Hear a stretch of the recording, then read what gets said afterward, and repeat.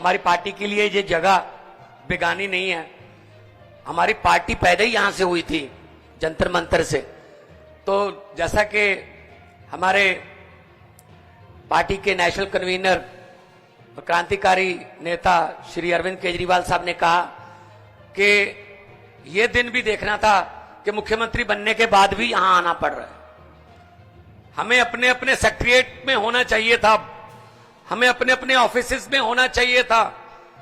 Policies, budget के दिन चल रहे हैं, बजट बना रहे होते हम लोग। अब कहां इनसे अपने हक मांगने के लिए हमें जंतर मंतर पे आना पड़ रहा है। देश को बचाने के लिए हम सबका एक रहना बहुत जरूरी है। पंजाब एग्रेरियन स्टेट है, food bowl of India. Punjab में हम 182 lakh ton, 182 lakh metric ton हर साल चावल पैदा करके देश को देते हैं। और हमारा आरडीएफ का पैसा, रूरल डेवलपमेंट फंड, जिसका सीधा संबंध मंडियों और मंडियों को जाती हुई सड़कों से है, 5500 करोड़ रोक रखा है। हम सुप्रीम कोर्ट में घूम रहे हैं। हमारे गवर्नर साहब हमारे सेशन को इलीगल कह देते हैं कि जो सेशन चल रहा है इलीगल है। हमको सेशन बीच में बंद करके माननीय श्री चंद्रचूड़ जी के पास जाना पड़ता है। फिर पहली पेशी में वहां मान जाते हैं, हां जी लीगल है, जो कहोगे। भाई पहले ही मान जाते, हमारा काम क्यों रोक रहे हो आप लोग? मतलब पंजाब में बीजेपी इज नो वेयर। 117 में से 92 हमारे एमएलए हैं, बीजेपी के 2 हैं। चाहे तो स्कूटर पर बैठकर भी विधानसभा आ सकते हैं वो, लेकिन यहां वो अपोजिशन में नहीं है। वहां गवर्नर अपोजिशन होता है, वो हर रोज कोई ना कोई चिट्ठी निकालता है। मैंने कभी नहीं देखा कि गुजरात के गवर्नर ने किसी मुख्यमंत्री को चिट्ठी लिखी हो, उत्तर प्रदेश के गवर्नर ने कोई चिट्ठी लिखी हो, नहीं। तमिलनाडु का गवर्नर लिखता है, केरला का। और जब हमारे पक्ष में फैसला आया माननीय उच्च न्यायालय का कि गवर्नर जो है वो सिलेक्टेड है, इलेक्टेड राज करेंगे डेमोक्रेसी में, आप रोक नहीं सकते, डिक्टेट नहीं कर सकते। आप जो है किसी बिल पर बैठ नहीं सकते। जा तो वापस गवर्नमेंट को भेजो, या राष्ट्रपति को भेजो, या साइन करो। यही चीज लेके केरला की सरकार वहां गई सुप्रीम कोर्ट में। सुप्रीम कोर्ट ने क्या कहा कि हमने परसों, जब इनके वकील को कहा कि परसों हमने पंजाब का एक फैसला दिया था, वो पढ़ के मेरे पास अगले हफ्ते आ जाना। अगले हफ्ते उनका पढ़ लिया, यही फैसला केरला में लागू होगा। हमें सुप्रीम कोर्ट में बात में सुप्रीम कोर्ट में जाना पड़ रहा है। अभी आपने देखा होगा डेमोक्रेसी का हाल चंडीगढ़ में। 36 पार्षद हैं, उसमें इंडिया अलायंस के 20 हैं, इनके 16 हैं, including member parliament of Chandigarh. तो इनके 16 के 16 ठीक उन्होंने वोट डाला, लेकिन हमारे 20 में से 8 को इनवैलिड वोट कर दिया कि इनका वोट गलत डाला हुआ, इनको वोट नहीं डालना आता, इन्होंने मोहर अच्छे से नहीं लगाई। अरे भाई वो पहली बार मोहर नहीं लगा रहे थे, हर साल चुनाव होता है, चौथी 5वीं बार लगा रहे थे। लेकिन जब वीडियो साहब फिर सुप्रीम कोर्ट जाना पड़ा। जब सुप्रीम कोर्ट ने देखा, सबने देखा कैसे वोटों की गिनती हो रही थी, ऐसे वो प्रिजाइडिंग अफसर, ये किधर रखो, बीजेपी वालों के काम मैं इधर रख देता हूं, फिर ये वाली, चलो ये वाली भी इधर ही रख देता हूं, थोड़ा इनको बढ़ाना। ऐसे आप मीडिया खड़ा है, ये बात ध्यान से सुन लेना और टेलीकास्ट कर देना अगर आपके मालिक माने तो। 36 वोट गिनने में 8 वोट कैंसिल कर दिए। ऑलमोस्ट 25% वोटों का घोटाला हो गया। मात्र 36 वोट गिनने में 25% वोटों का घोटाला कर गए।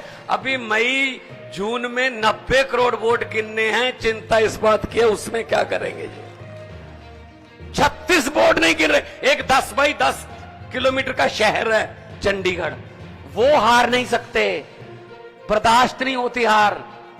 लेकिन पूरे देश में क्या होगा, चिंता इस बात की है। तो पंजाब अपने हक मांग रहा है, किसानों को एमएसपी का वादा करके। जब किसान आए यहां पर, पूरी दुनिया में उसकी चर्चा हुई, बड़ा आंदोलन था, पूरे देश से किसान आए, तो क्या कहा, एक दिन अचानक से प्रकट होके 1 साल बैठे रहे, 750 किसान उनकी मौत हो गई, और एक दिन अचानक से साल बाद प्रकट होके साहब बोल रहे हैं मेरी तपस्या में कोई कमी रह गई होगी, मैं ये कानून वापस लेता हूं। जी 2-2.5 साल हो गए, अब तो तपस्या पूरी हो गई, अब तो वो बातें मान लो जो कहने आए थे, वो फिर दोबारा आने के बारे में सोच रहे हैं किसान।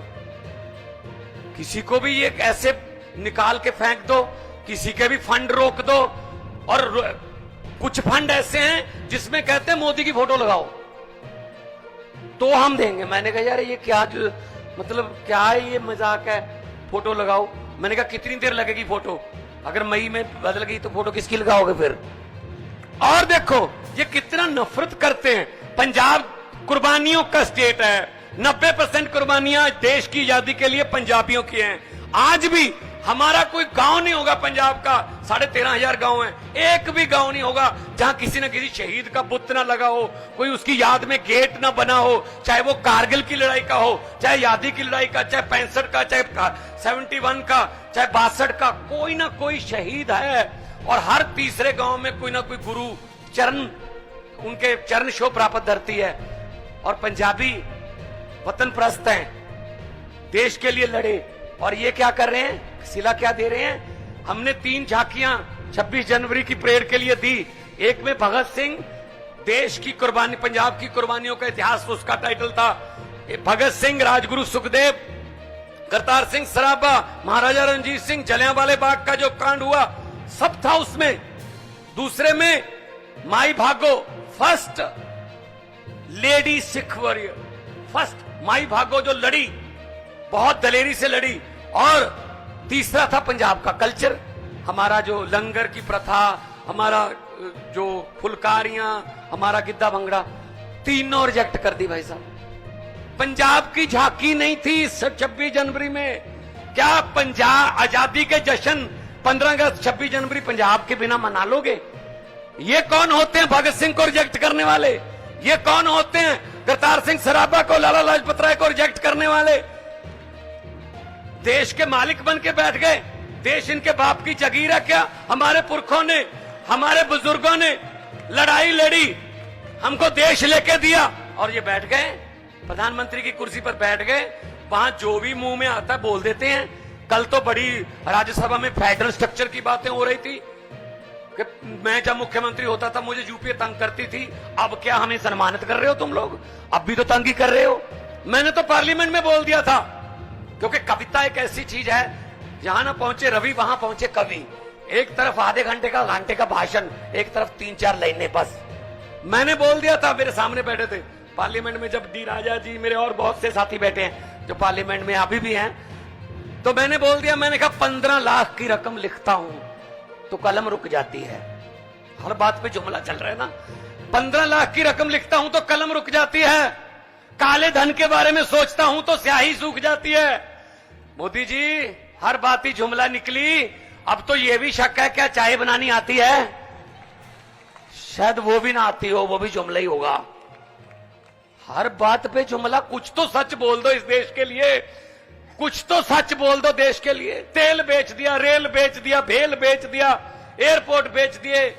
जैसा कि कहा जा रहा था कि केरला में हम कहते हैं इंटरनेशनल एयरपोर्ट कर दो, नहीं कर रहे, ऐसे में हमारे साथ कर रहे हैं। मोहाली और अमृतसर को इंटरनेशनल कर दो, पूरी दुनिया में पंजाबी बसते हैं, हमें दिल्ली का सफर आना जाना जो है कम हो जाएगा, नहीं करते।